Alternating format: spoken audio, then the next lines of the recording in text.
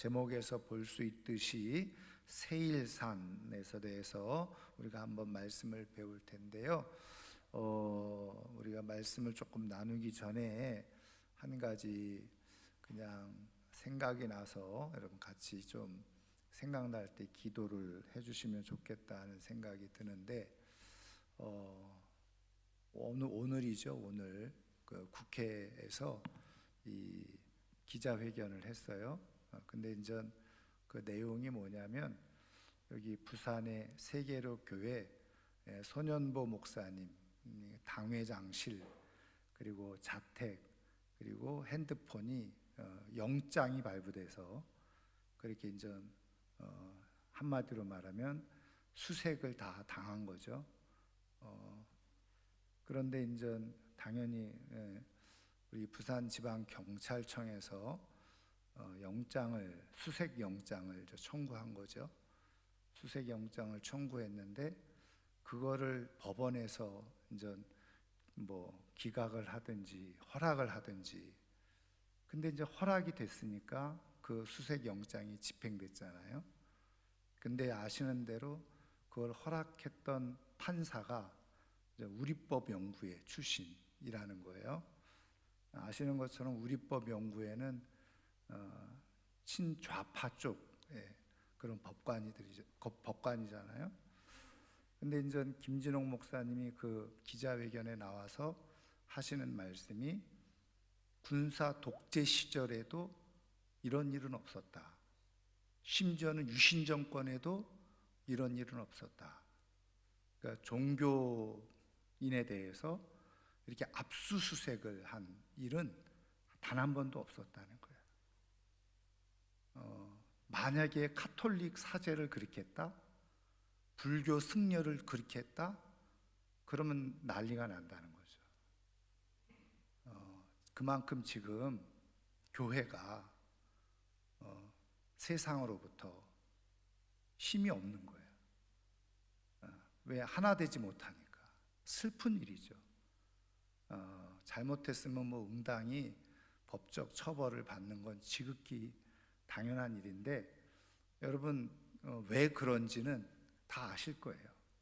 아시는 대로 손현보 목사님이 그런 일에 앞장섰던 대표적인 분이었기 때문에 그런 보복을 지금 당하고 있다, 이렇게 보고 있는 거죠.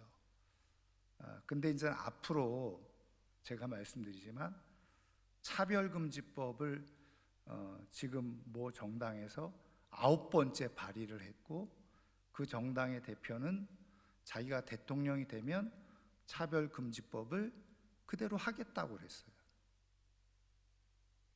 그러면 어떻게 되느냐? 수많은 목사들, 여러분 아시죠? 영국에서 한 성도가 그 동성애하는 그런 곳에 현장에 가서 기도했다고 붙잡혀 들어갔어요. 아니, 소리 낸 것도 아니에요. 조용히 침묵으로 눈을 감고 기도를 했는데 누가 신고를 해가지고 경찰이 와서 당신 뭐 했냐? 나 기도했다. 그랬더니 잡아가더라는 거예요. 여러분, 점점 이제 심각한 일들이 실제적으로 일어나고 있는 거죠. 우리가 조금 뭐 괜찮겠지, 우리는 괜찮겠지, 천만의 말씀이에요. 여러분, 제가 들어보니까 영국에서 한국인들이, 그리고 영국에 살고 있는 한인 교회들이 영국에서 처음에 차별금지법 만들 때 다 찬성을 했대요. 왜? 그 말이 좋잖아요. 한인들이 외국에 가서 살 때 차별을 많이 경험하니까 차별을 없애자, 그래가지고 차별금지법 하겠다 그러니까 쌍수를 들고 환영하고 찬성했대요. 근데 차별이 그 차별이 아닌 거예요. 거기에 엄청난 독소 조항들이 그대로 담겨져 있었던 거죠. 여러분, 말씀드린 것처럼 이제는 국가에서 동성애자를 의무적으로 30% 이상 채용하도록 법을 만들겠다는 거예요. 금융기관 다 30% 이상 동성애자를 직원으로 채용하는 법을 우리나라에서 만들겠다는 거예요. 뭔가 이상하지 않아요? 심각한 상태에, 그건 여러분 조금만 찾아보면 내용들을 알 수 있어요. 그래서 우리가 진짜 지금 깨어있지 않으면 우리도 모르는 사이에 거기에 같이 동조하게 되고, 그리고 그냥 침묵하는 사이에 그런 일들로 인해서 고스란히 피해는, 우리는 뭐 어느 정도 괜찮을지 몰라요. 우리의 후손들, 교회는 다 없어질지도 몰라요. 교회가 왜 없어지느냐? 물론 동성애를 찬성하는 교회들은 괜찮겠죠. 근데 성경적으로 보면 그게 악인데, 교회가 그런 모습들을 드러낼 수 있죠. 그런데 그렇지 못한 교회와 성도들은 핍박 속에 있을 수밖에 없는 그런 상황 가운데 놓여질 수 있는 가능성이 많아지고 있다는 거예요. 그래서 여러분 기도하셔야 돼요. 제가 오늘 그 내용을 접하면서 이 가슴이 막 떨리더라고요. 벌써 여기까지 왔구나, 이런 생각이 들었어요. 조금만 더 하면요, 더 심한 일들이 이제 앞으로 저는 교회를 향해서 끊임없이 일어날 거라는 생각을 하게 되어져요. 다시 한번 우리가 정말 소리내서 교회를 위해서, 또 나라를 위해서, 이 나라가 바른 정체성을 가지고, 국가 정체성을 바르게 가지고 가지 않으면 위태롭다, 그런 말씀을 드리고, 거기에 교회도 예외가 아니에요. 김준호 목사님 말씀한 대로 군사 독재 시절에도 없었던 일, 유신 정권에도 없었던 일, 그러면서 일제 시대에 있었던 일들, 그 일들이 지금 우리 현재에 일어나고 있는 거예요. 여러분 다시 한번 기도하지 않으면 정말 위태로운 때가 온다는 것을 깨닫고, 우리가 정말 여러분 중요한 때예요. 꼭 같이 나라와 민족을 위해서 기도해 주시는 여러분들이 되었으면 좋겠습니다. 자, 우리 시간 세일산에 대해서 우리가 한번 같이 말씀을 보려고 하는데요. 자, 세일산은 뜻이 뭐냐? 거친 산이에요. 털이 많은, 관목이 무성한 그런 뜻이 이 세일에 담겨져 있는 뜻이라는 겁니다. 동명이지, 다시 말하면 똑같은 이름의 다른 곳이 있는데, 지역이 하나는 유다의 세일산. 그래서 여호수아 15장을 읽어보면 그 여호수아가 가나안 땅을 다 정복한 다음에 이제 지파별로 그 땅을 이제 분배를 하잖아요. 그때 이제 유다 지파에 속해 있는 땅에 대해서 그 경계선을 얘기하는 과정 속에서 이 세일산이 언급이 되어져요. 그러면은 말씀드린 것처럼 성경의 중심으로 나오는 이 세일산은 어디냐? 바로 이 유다 땅에 있는 세일산이 아니라 바로 오늘 우리가 읽은 말씀에도 나와 있듯이 에돔에 있는 세일산을 말하는 거죠. 자, 그리고 세일산 대부분은 해발 1700m로 높은 고원지대를 형성하고 있고요. 그래서 이 세일을 세일이라고도 성경에 기록되어져 있고, 세일산, 마운틴이죠, 같이 붙여서 기록되어져 있기도 한데, 에돔 전체를 가리키기도 하고 세일산이라고 하는 한 산을 이렇게 말하기도 하는데, 사실은 저 성경의 전체적인 문맥을 보면 바로 에돔 땅을 지칭할 때 세일 혹은 세일산 이렇게 많이 표현을 해주고 있는 것을 볼 수가 있다는 겁니다. 자, 그래서 세일산의 위치를 우리가 살펴보면 여러분 보시는 대로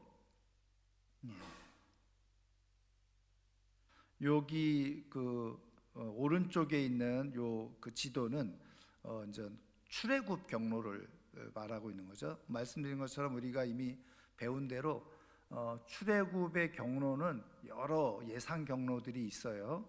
근데 이거는 그냥 전통적으로 이렇게 출애굽했을 것이다, 이렇게 이제 보는 경로를 따라서 만들어진 지도인데, 여기가 바로 가데스 바네아죠. 예, 그래서 여기에서 이제 2년 만에 가나안 땅 들어갈 수 있는 기회를 얻었지만 우리가 정탐꾼을 12명 보냈다가 결국은 정탐꾼들의 그런 말에 백성들이 잘못 판단을 해가지고 원망하는 바람에 결국은 이 40일 동안 정탐한 것을 하루를 1년으로 환산해서 하나님이 40년 동안 이 광야 생활을 하게 하시는 거죠. 자, 그래서 이제 우리가 성경을 보면 40년 동안 광야 생활을 하고 하나님의 말씀하신 대로 이렇게, 여기가 이제 에시온 게벨인데 에시온 게벨 쪽으로 해서 여기 세일산이라고 이렇게 표시를 해놨죠. 그래서 이렇게 해서 모압을 거쳐서 우리가 여리고로 들어가서 가나안 땅에 들어가는 이런 내용을 볼 수 있는데, 세일산을 여기다 위치를 시켜놨는데요. 여러분, 이 왼쪽 지도를 보면 여기는 표시를 어떻게 해놓고 있냐, 여기 마운틴 그 세일 해가지고 요 길게 이렇게 표시를 해놨잖아요. 그러니까 이제 우리식으로 말하면, 우리나라로 말하면 태백산맥 그래가지고 여러분 이 강원도 쪽으로 쭉 경상북도까지 산맥이 형성되어져 있는 것처럼, 이게 바로 세일산맥 형성한 것처럼 이렇게 이 지역 자체를 세일산으로 이제 보고 있다는 거죠. 그래서 이제 우리가 성경을 뒤에서 보겠습니다만은 이 세일 그 산을 바로 이 에돔과 동일하게 이제 보는 것을 볼 수가 있습니다. 자, 이거는 이제 오늘 그대로 제가 구글로 위성 영상 현재 지도 그대로 말씀해 놓은 건데요. 붙여 놓은 건데, 여기가 바로 전통적인 가데스 바네아죠. 그리고 이쪽이 지금 말씀한 대로 이 에돔 지역인데, 제가 지금 우리가 보는 세일산을 이렇게 이제 검색을 했더니 여기 이렇게 세일산을 그대로 딱 좌표를 찍어서 표시해 주는 것을 볼 수가 있습니다. 그래서 여기가 말씀드린 것처럼 아까 지도에는 이 전체가 다 세일산이죠. 자, 그래서 어쨌든 그냥 에돔, 과거에 이제 에돔 족속이 살고 있었던 곳이 바로 이곳이다. 그래서 현재 이제 그 지형대로 나오는 사진들 이렇게 볼 수 있고요. 자, 그래서 우리가 좀 세일산에 대해서 성경에 나와 있는 구체적인 내용들을 좀 살펴보면, 자, 창세기 14장 5절 6절 같이 읽겠습니다.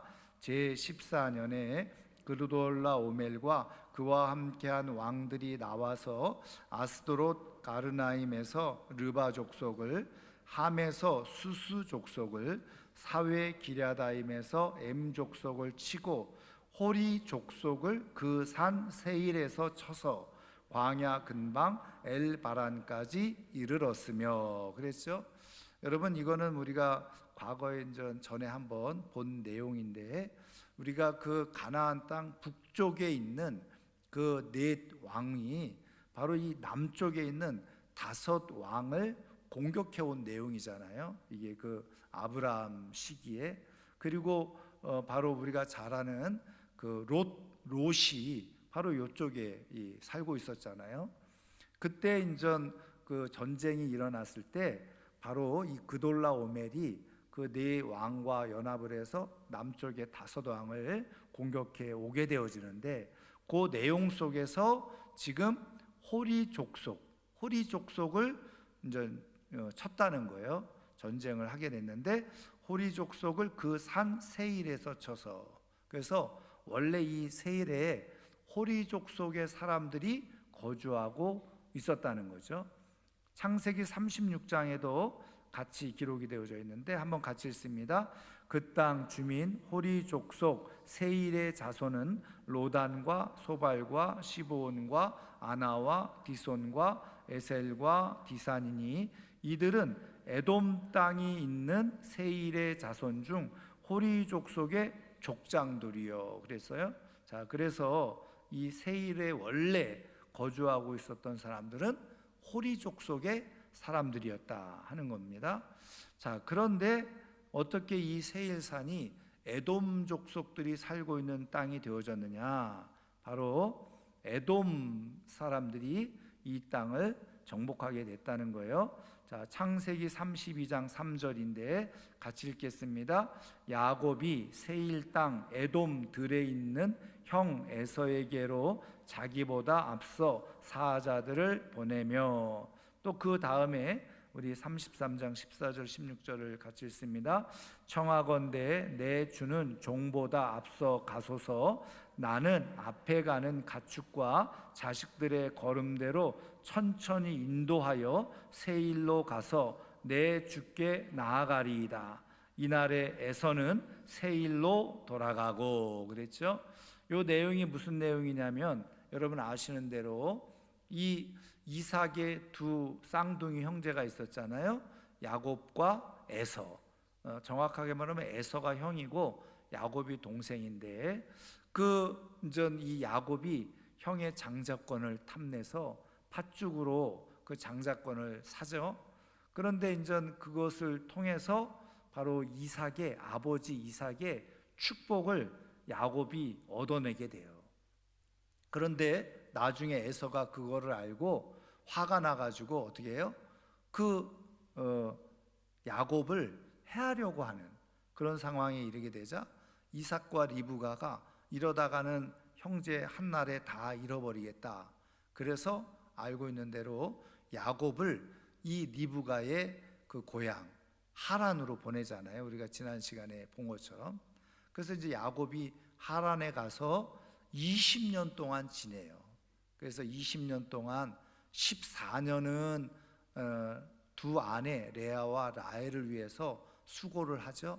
그리고 이제 6년 동안 자기의 어떤 그 재산이 이제 증식되어지는 그런 상황에 이르게 되어지는데, 이때 이제 두 아내 그리고 두 아내의 여종이었던 비라하고 실바를 통해서 12아들을 얻게 되죠. 그리고 많은 가축대 재산들을 형성하게 되어져요. 하나님께서 이 야곱에게 이제 고향으로 돌아가라 해서 20년 만에 다시 이제 고향으로 돌아오는 길에 알고 있는 대로 이 형 에서가 어떻게 알았는지 20년 만에 고향으로 돌아오는 이 야곱을 맞이하러 온 거예요. 근데 이제 형 에서가 자기를 맞이하러 온다 하는 이야기를 듣고는 우리가 잘 아는 대로 겁에 질려가지고 그 준비해온 가족들과 그리고 가축대들을 세 대로 나누죠. 그래가지고 먼저 앞서 보내고 그러면서 그것을 통해서 형의 마음을 좀 환심을 누그러뜨리고, 그리고 여차하면 이제 자기는 또 피하려고 맨 끝에 가게 되어지고, 그러다가 우리가 너무나도 잘 아는 브니엘에서 정말 살아계신 하나님을 만나게 되어지고 씨름해서 하나님의 축복을 얻어내게 되죠. 그리고 나서 그 길을 가다가 형 에서를 만나게 된 거예요. 그 내용이 지금 우리가 읽은 32장, 33장에 나와 있는 내용입니다. 그래서 이제 두려움에 떨면서 형을 만났는데, 형이 어디서부터 왔느냐? 말씀한 대로 세일 땅에서부터 에돔이 형 에서가 올라왔다는 거예요. 그러니까 이제 형이 뭐라고 그럽니까? 잘 왔다. 이제 우리가 같이 고향으로 내려갈 텐데 주변에 사방에 많은 적들이 있으니 내가 너를 보호해 주리라. 같이 가자. 그랬는데 사실은 야곱은 여전히 해결되지 못한 두려움이 있었던 거예요. 언제 또 형의 마음이 변심이 돼가지고 나를 해하면 어떻게 하나, 우리 가족들 해하면 어떻게 하나. 그래서 걱정을 해가지고는 한 말이 뭡니까? 바로 오늘 우리가 읽은 두 번째 말씀. 형님 그냥 먼저 가십시오. 우리는 애들도 많고 가축대도 많고 그래서 형님이 가는 길을 따라가지 못합니다. 형은 그저 먼저 계시던 세일산으로 가시면 저도 따라가겠습니다. 그게 지금 요 내용이에요. 그러니까 이제 에서가 바로 에돔 족속의 조상이잖아요. 에서가. 그래서 이 에서가 그 세일산을 다 이제 차지하고 있었다는 것을 보여주는 성경 구절이라는 거예요. 그런데 왜 에서가 바로 이 에돔, 다시 말하면 이 세일산을 어떻게 얻게 되어졌느냐?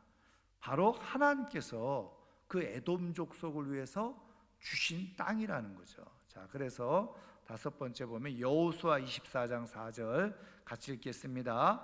이삭에게는 야곱과 에서를 주었고 에서에게는 세일산을 소유로 주었으나 야곱과 그의 자손들은 애굽으로 내려갔으므로. 이거는 여호수아가 지난 과거들을 다시 회상하면서 이스라엘 백성들에게 해주는 말씀 속에서 바로 에서와 그리고 야곱에게 주어졌던 소유주, 하나님께서 소유지가 다르다는 것을 언급해주고 있는 내용이죠. 자, 사사기 5장 4절도 한번 같이 읽습니다. 여호와여, 주께서 세일에서부터 나오시고 에돔 들에서부터 진행하실 때에 땅이 진동하고 하늘이 물을 내리고 구름도 물을 내렸나이다. 지금 이 고백을 하고 있는 것을 보게 되어지는데, 여러분 오늘 우리가 읽은 말씀에서도 한번 보세요. 자, 신명기 2장, 오늘 우리가 읽은 말씀 성경 한번 펴 보시죠. 자, 2장 3절 보세요. 2장 3절 보시면, 자, 우리 한번 같이 한번 읽도록 3절 2장 4절 5절입니다. 같이 읽습니다. 너는 또 백성에게 명령하여 이르기를 너희는 세일에 거주하는 너희 동족 에서의 자손이 사는 지역으로 지날진대 그들이 너희를 두려워하리니 너희는 스스로 깊이 삼가고 그들과 다투지 말라.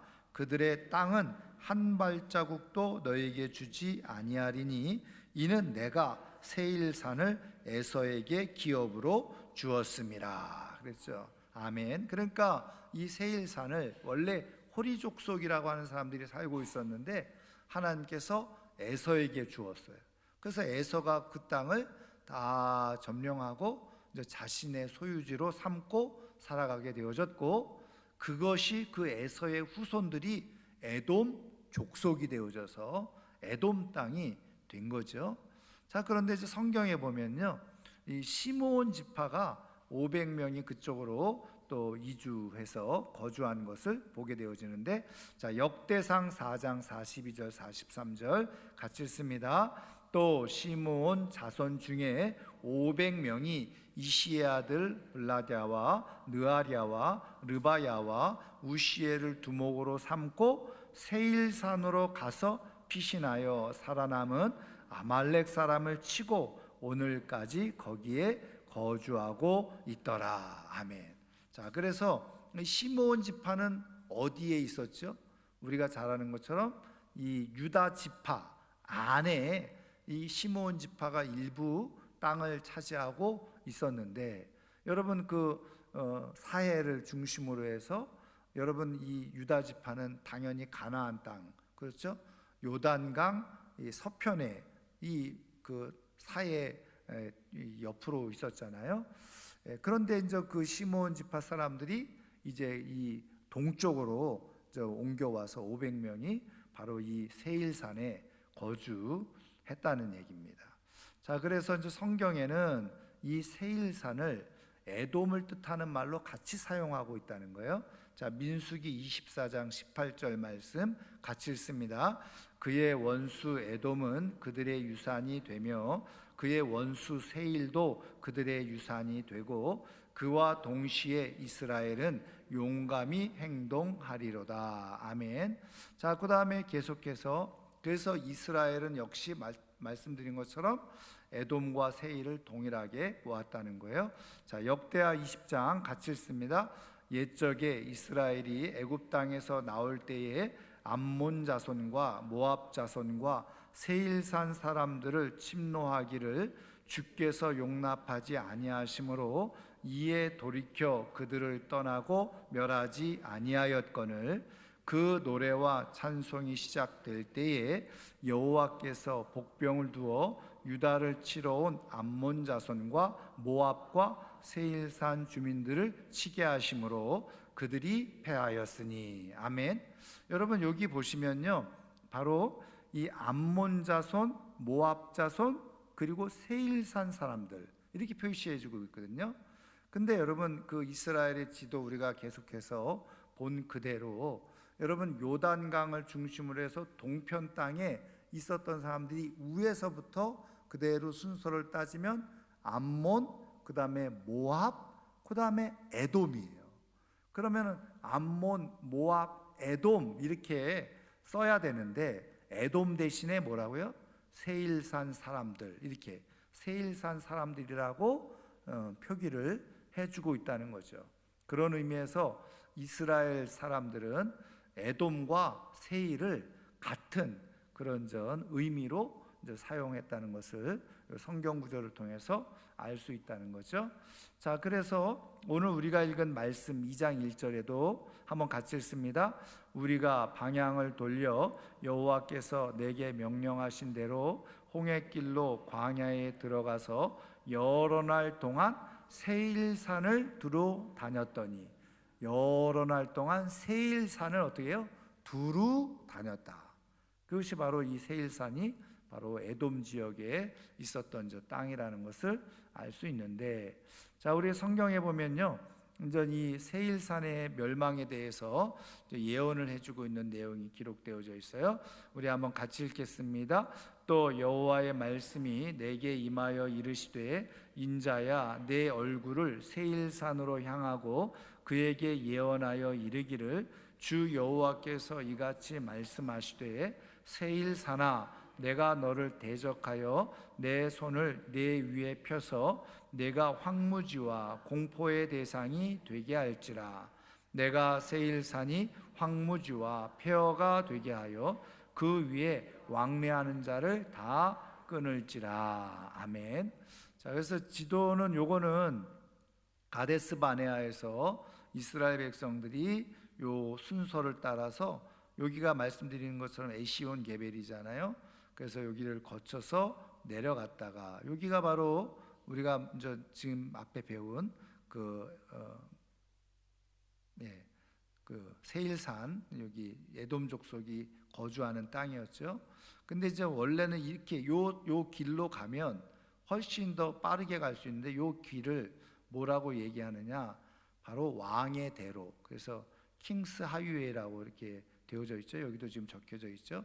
그러니까 이게 주요 도로였어요. 그러니까는 지금 여기서 이스라엘 백성들이 이쪽으로 가면은 이미 길도 잘나 있고 얼마든지 빠르게 이 가나안 땅에 들어갈 수 있는 길이었잖아요. 근데 오늘 말씀에도 나와 있듯이 이스라엘 백성들이 이쪽으로 가려고 하는데 하나님께서 허락하지 않으셨죠. 허락하지 않으셨다기보다, 우리가 이제 민수기를 읽어보면요, 그 모세가 이쪽 땅으로 가려고 에돔 족속에게 요청을 해요. 우리가 그 길로 갈 때에 전혀 아무것도 건드리지 않고 그 땅만 통과하겠다. 그랬더니 에돔 족속이 그걸 거절하죠. 그랬을 때 바로 이 모세가 할 수 없이 이쪽으로 우회를 하는 거예요. 그래서 성경에 보면 이렇게 바르게 빨리 갈 수 있는 길을 두고 이렇게 우회를 하게 되니까 이스라엘 백성이 당연히 어떻게 해요? 또 원망과 불평, 그 길 때문에 원망과 불평을 하면서 원망과 불평을 플러스해서 어떻게 해요? 또 먹는 것까지 시비를 걸고, 그러면서 불만이 이제 막 튀어나오는 것을 성경에 보면 볼 수 있죠.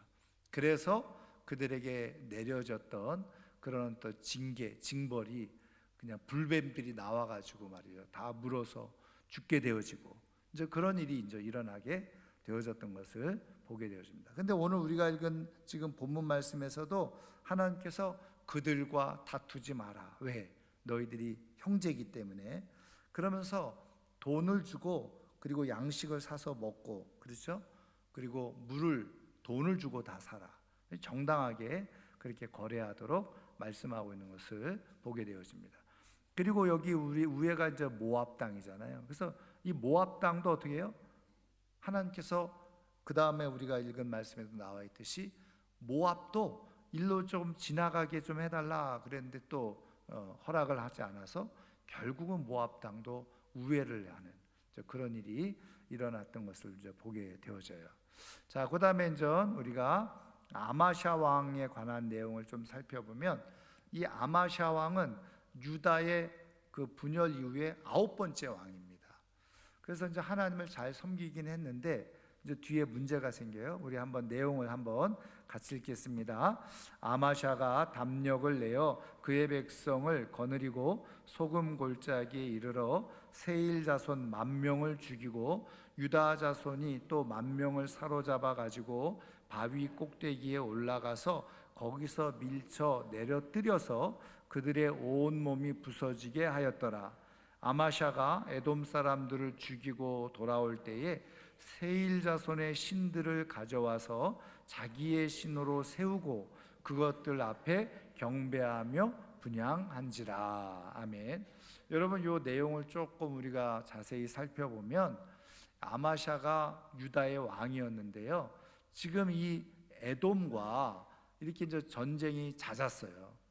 그래서 이제 에돔을 정복하기 위해서 사실은 자신들이 세운 군사력보다 더 큰 군사력을 가지고 있는 이스라엘, 북쪽 이스라엘의 도움을 요청하죠. 그래서 이제 그 이스라엘 군사들이 같이 합세를 하게 되어져요. 그런데 이때에 사실은 그냥 와서 도와달라고 한 게 아니라 성경에 보면 은 100달란트인가를 주거든요. 그러니까 어마어마한 경비를 사실은 준 거예요. 그런데 성경에 보면 하나님의 사람이 그걸 가지고 책망을 하죠. 하나님께서 얼마든지 이 전쟁에서 승리를 하게 해주실 텐데 왜 저 북쪽의 도움을 받고 있느냐. 그러니까 이제 아마샤가 하나님의 사람이 그렇게 말을 하니까 그 이스라엘 군사들을 돌려보내요. 이제 그리고서 자신들이 이제 전쟁이 임하게 되어지는데 하나님께서 이 아마샤와 함께 해주셔서 오늘 말씀에 나와 있는 것처럼 세일 자손, 에돔 사람이죠, 10,000명 죽이고 또 10,000명을 사로잡아서 바위 꼭대기에 올라가서 밀쳐 떨어뜨려서 죽이고 그 20,000명을 죽이는, 그러면 전쟁에서 승리한 거잖아요. 그러면 승리하고 돌아와서 하나님 앞에 영광을 올려드리면 정말 금상첨화였을 텐데 이 아마샤가 큰 실수라기보다 엄청난 잘못을 한 거죠. 뭐냐면 에돔 사람들을 죽이고 돌아오면서 세일 자손들이 섬기는 신을 가지고 와서 자기 신으로 세우고 그것을 경배하고 분향하게 되어졌다는 거예요. 그래서 결국은 아마샤가 하나님으로부터 버림받게 되어지는 그런 일이 일어나게 되어지는 것을 우리가 보게 되어지죠. 자, 그래서 이제 마지막으로 이거는 지금 여기 세일산에 있는 우리가 이제 성지순례를 가면 거의 빠뜨리지 않고 가는 곳, 이 페트라라고 하는 유적지입니다. 이게 다 세일산 그 에돔 족속, 지금은 전 요르단에 있는 거죠. 그래서 이 페트라가 헬라어로 뜻이 뭐죠? 베드로죠. 베드로. 반석이라는 뜻입니다. 반석, 바위라는 뜻이죠. 이거를 여기다가 실제 이게 다 이제 바위인데 여기다 다 파가지고 이렇게 이제 만들었고 실제로 사람들이 이 안에 들어가서 거주하고 살고 이제 그랬다는 겁니다. 자, 우리가 이제 세일산을 통해서 하나님께서 우리에게 주시는 이제 도전과 교훈이 있다고 한다면 앞서 말씀드린 것처럼 하나님께서 이 세일은 에서 그리고 에돔 족속에게 준 하나님의 특별한 은혜였어요. 선물이었죠. 그런데 역시 여러분 우리가 성경을 통해서 보면 알 수 있듯이 여러분 그 에서도 어떻게 보면은 이삭의 후손이잖아요. 아브라함이 할아버지였잖아요. 그러면은 하나님을 믿는 그런 그 믿음의 그런 대를 이어가야 되는데 하나님께서 이 에서를 위해서 특별하게 이 에돔 지역까지 하나님이 주셨단 말이에요. 그런데 그 은혜를 깨닫지 못해요. 하나님을 섬기지 못한 거예요.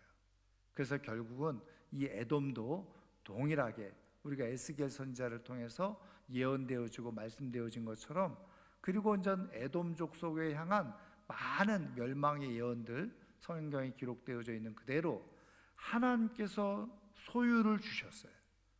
그러면은 하나님을 섬기는 믿음 가운데 있어야만 됐었는데 그렇지 못한 거예요. 그래서 결국은 이 에돔도 황폐케 되어지는 결과를 초래하게 되고 말았다는 거죠.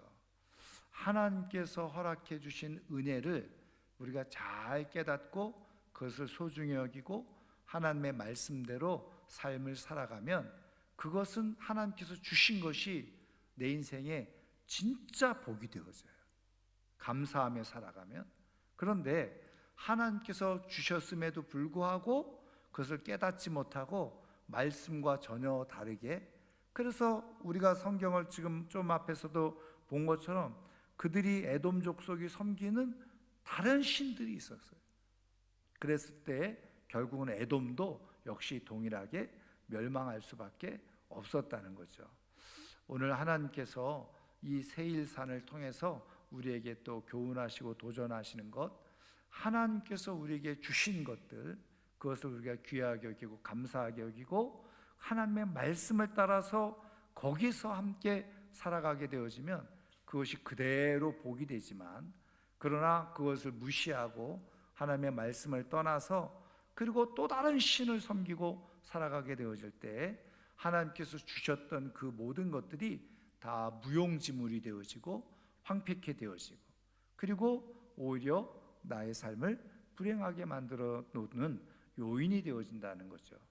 그래서 하나님께서 우리에게 허락해 주시고 주신 것들을 말씀을 따라서 귀하게 잘 선용하고 감사함으로 살아가는 가운데 하나님의 복이 그대로 유지되어지고 완성되어지는 삶으로 살아갈 수 있는 우리 모두가 되기를 주님의 이름으로 축원합니다. 자, 그래서 오늘 말씀을 따라서